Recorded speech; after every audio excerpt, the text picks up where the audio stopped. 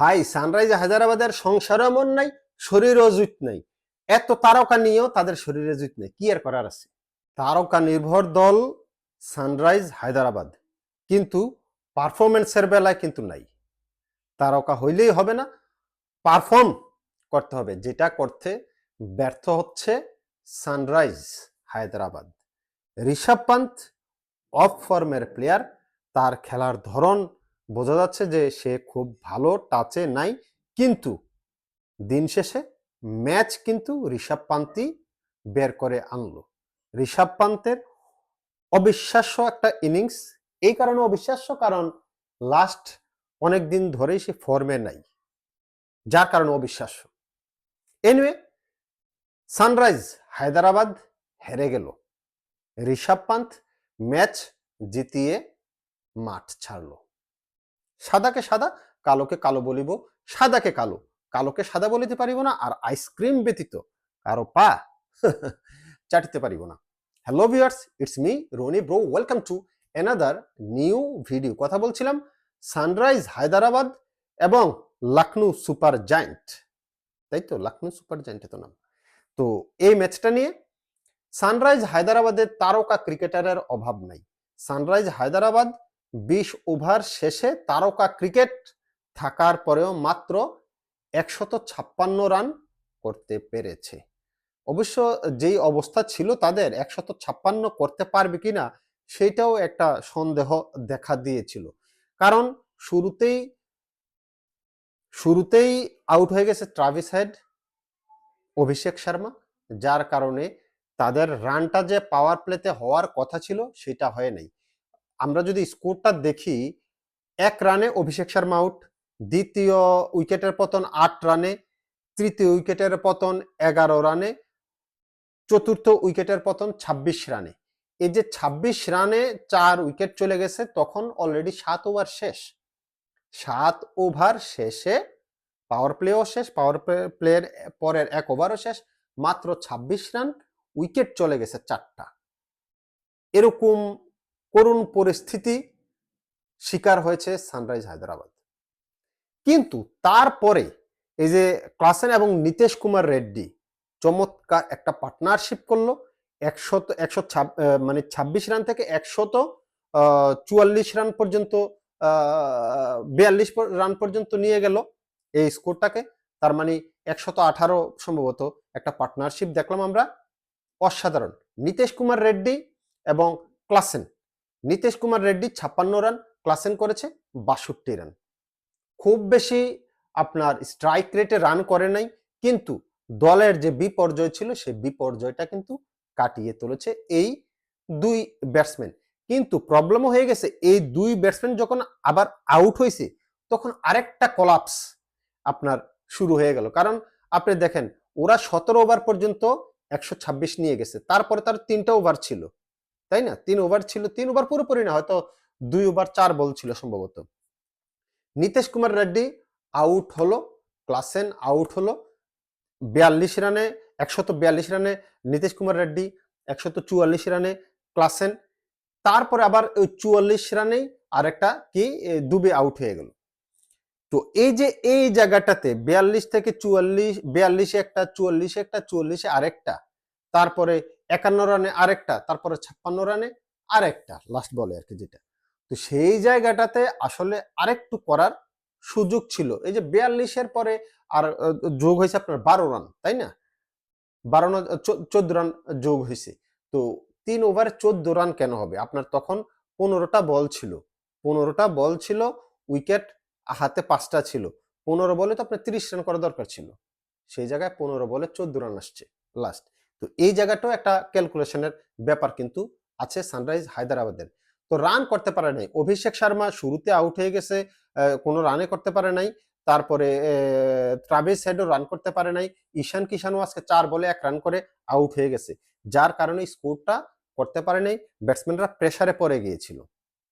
এখন আসেন, এই প্রেসার হ্যান্ডেল করার পরে মাত্র যখন 156, কেন 156তে আউট হলো, 9 উইকেট হারালো সানরাইজ হায়দ্রাবাদ? কারণ সেখানে মোহাম্মদ শামি কেরিয়ারের অন্যতম একটা স্পেল করতে দেখলাম আমি, অসাধারণ। সামিকে জাতীয় দলে নেওয়া হয় না, অনেকবারই সামি বলছে আমি ফিট, আমাকে নাও, আমি খেলতে রাজি আছি। কিন্তু আমি দেখলাম যে ইন্ডিয়ান টিম ম্যানেজমেন্ট আপনার ওই যে ডায়মন্ড রেখে আপনার না স্বর্ণ রেখে ডায়মন্ড খোঁজ করতেছে, ডায়মন্ড খোঁজ করতে যায় পিতল তামাকাশা বাইর করছে ওই যে হর্ষিত রানা কিংবা অন্যান্য প্লেয়ার যারা আছে। তো আজকে সামির পারফরমেন্স ছিল অসাধারণ। 4 ওভারে মাত্র মাত্র 9 রান দিছে, 4 ওভারে উইকেট নিছে 2টা ওই শুরুতেই। 4 ওভারে 9 রান দিয়ে 2 উইকেট। এবার বোঝেন প্রেসারটা কি পরিমাণ। ঘূর্ণিঝড় সামি ঘূর্ণিঝড় বয়ে গেছে কিন্তু সানরাইজ হায়দ্রাবাদের উপর দিয়ে। এই 156 রান করতে নেমে কিন্তু আবার এখানে শুরুতে মোটামুটি ভালোই ব্যাট করছিল আপনার কি নাম এরা লখনৌ সুপার জায়ান্ট। 37 রান পর্যন্ত উইকেট পড়ে নাই, তখন মাত্র 4 ওভার 37 রানে প্রথম উইকেট পড়লো, তারপরে 77 রানে সেকেন্ড উইকেট, তখন হয়ে গেছে 9 ওভার, 9 ওভারে 77, 100 হয়ে গেছে 102, 3 উইকেট পড়ছে, তখন 12 ওভার, তখন তো হাতে আছে আরো 8 ওভার, 8 ওভারে আপনার 50 রান বুঝি করতে পারবে না, কিন্তু একটা দ্বিধাদ্বন্দ্বে পড়ে গেছিল দলটা। কারণ কি আপনার 102 এ যখন পড়ছে 3 উইকেট, 105 এ আবার 4 উইকেট, 2-3টা উইকেট কাছাকাছি পড়ছে এবং বলও ওই সময় ভালো করতেছিল। তারপরে 139 রানে 5 উইকেট যখন, তখন 17 ওভার। কিন্তু প্রশ্ন হচ্ছে কেন চাপে পড়লো? চাপে পড়ছে মুকুল, কি একটা ব্যাটসম্যান দেখলাম মুকুল, সে যে ফুলটস বলগুলা মিস করলো ভাই, আমি অবাক দৃষ্টিতে তাকিয়ে রইলাম যে এত সুন্দর ফুলটস বল সে ঘুরাইতেছে, ব্যাটে লাগতেছে না, তার গায়ে এসে লাগতেছে, একবার তো আম্পায়ার আউটও দিয়ে দিছিল এলবিডব্লিউ।